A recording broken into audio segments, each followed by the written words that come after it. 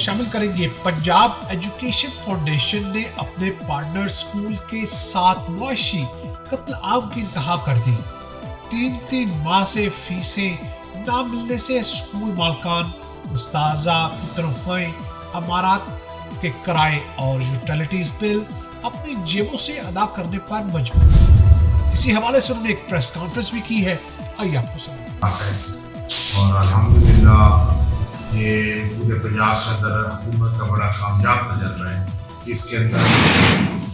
32 لاکھ طلبہ جو ہے تعلیم حاصل کر رہے ہیں، اور الحمدللہ 9 بورڈ کے اندر میں سے 6 اور 7 بورڈ کے اندر انہوں نے پوزیشنیں لی ہیں۔ ہم سمجھتے ہیں یہ بہت بڑی بات ہے کہ وہ اسکول کے جن پر حکومت کا خرچ کام ہوتا ہے لیکن رزلٹ اور کوالٹی ایجوکیشن کے حوالے سے بہت آگے ہیں، کہ ہمارے اسکولوں کو حکومت میڈل تک 550 روپئے دیتی ہے اور 9th اور 10th کے اندر وہ ہمیں 1000 روپئے دیتی ہے، زیادہ اس کے اندر اضافہ نہیں کر سکتے۔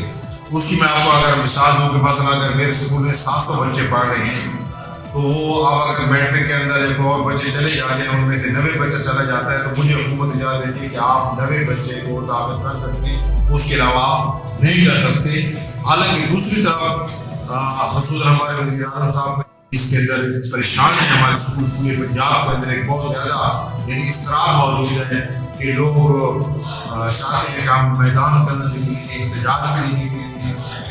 وزیر اعلیٰ اس کا گھیراؤ کریں، وزیر اعلیٰ کا گھیراؤ کریں، لیکن آپ کے سامنے ہے کہ اس وقت جو ہے پورے ملک کے اندر کرونا کا معاملہ چلا ہوا ہے، تو ہم اس کو تھوڑا سا ڈیلے کیا ہے، لیکن اگر اس دوران حکومت ہمارے اس مسئلے کو حل نہیں کرتی، ہمیں داخلوں کی اجازت نہیں دیتی، ہماری پیمنٹ ریلیز نہیں کرتی، ہماری پیمنٹ کو کٹ آف نہیں کرتی، تو پھر ظاہر ہے ہمارے لیے بہت مشکل ہوگا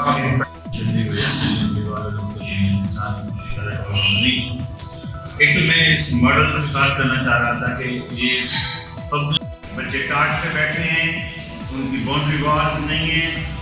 سردیوں میں بچے نیچے بیٹھے ہیں، اور منسٹر صاحب کو میں نے خود کئی بار سنا ہے کہ انہوں نے کہا ہے کہ اگلے 3 سال بھی وہ بچے سردیوں میں نیچے بیٹھتے رہیں گے۔ یہ میں نے وزیر تعلیم صاحب کی میں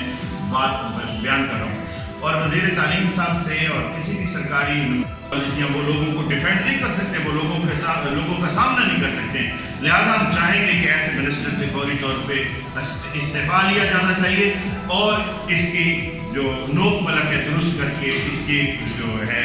اس کے نٹ بولٹ کس کے اس کو اس وزارت سے ہٹا دینا چاہیے۔ وہ اسی پرائیویٹ سیکٹر میں نمل یونیورسٹی اسی ڈسٹرکٹ میں اسی حلقے میں چل رہی ہے، نمل یونیورسٹی جو غریب بچوں کے لیے نعمت سے کم نہیں ہے، وہی پرائیویٹ سیکٹر اسی آپ داؤد خیل میں جہاں بیٹھ کے ہم پریس کانفرنس کر رہے ہیں، دی سٹیزن فاؤنڈیشن جن کو یہاں پہ مشہور کیا ہے کہ عمران خان والے اسکول